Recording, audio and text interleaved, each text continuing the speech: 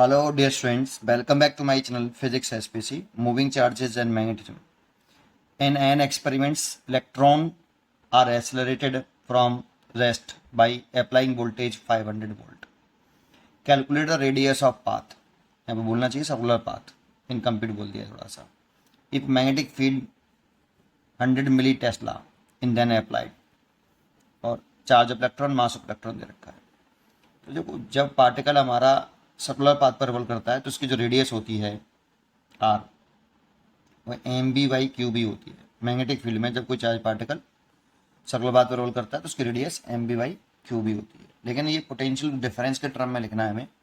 तो देखो M be linear momentum होता है पी अपॉन क्यू बी और लीनियर मोमेंटम का काइनेटिक एनर्जी के साथ रिलेशन होता है रूट के अंदर 2m के ओवर क्यू बी और काइनेटिक एनर्जी का रिलेशन पोटेंशियल डिफरेंस के साथ होता है रूट के अंदर 2m. काइनेटिक एनर्जी होती है charge into potential difference. v is a potential difference capital V divide by Q B.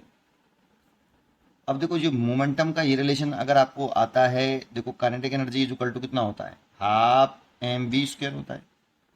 Both side में अगर आप m का मल्टीप्लाई कर लोगे ऊपर नीचे डिनोमिनेटर और न्यूमरेटर में तो ये एम वी का होल स्क्वायर हो जाएगा ओवर 2m. मैंने m का ऊपर नीचे मल्टीप्लाई किया है बेटा और इसे p लिख सकता हूँ पी स्क्वायर अपॉन 2m. यहाँ से k तो यहाँ से p निकालूंगा तो इसका से मल्टीप्लाई तो ये आ जाएगा. और kinetic energy is equal to charge into potential difference होता है. ये आपने पोटेंशियल वाले चैप्टर में पढ़ा होगा. तो रिलेशन ये आ गया. यहाँ से रेडियस ही पूछ रहा है हमसे, रेडियस ऑफ पाथ. रेडियस निकाल सकते हो आप, सबकी वैल्यू पुट करनी है बस केवल.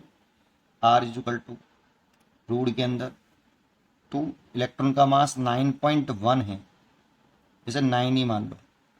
अप्रॉक्सीमेट आंसर निकालो क्योंकि कैलकुलेशन टफ हो जाएगी. 9.1 मान के 9 कर लो, थोड़ी सी आसान हो जाएगी. 10 की पावर माइनस के 31. चार्ज 1.6 10 की पावर माइनस के 19 और वोल्टेज 500 वोल्ट.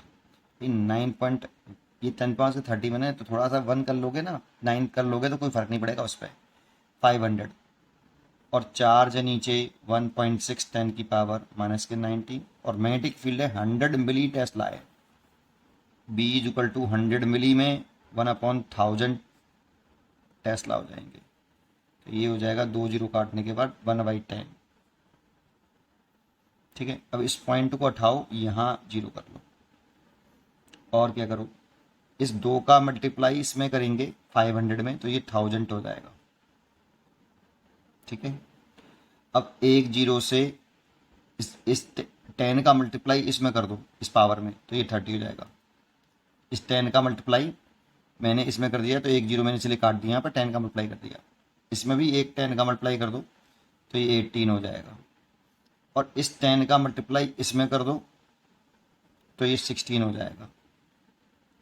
अब सॉल्व कर लो तो देखो 9 का रूट हो गया 3, 10 की पावर माइनस के 30 का रूट हो गया 10 की पावर माइनस के 15. भाई रूट का मतलब होता है 1/2 और 1/2 और ये 30 और ये 1/2 तो 15 ही तो बचेगा. और ये 9 माइनस के 9 ओवर ये 16 है और ये 10 की पावर ऊपर ले गया तो माइनस के 2 तो माइनस के 21 हो जाएंगे. 10 की पावर माइनस के 21. ठीक है.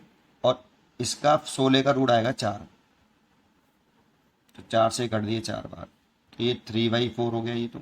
और 10 की पावर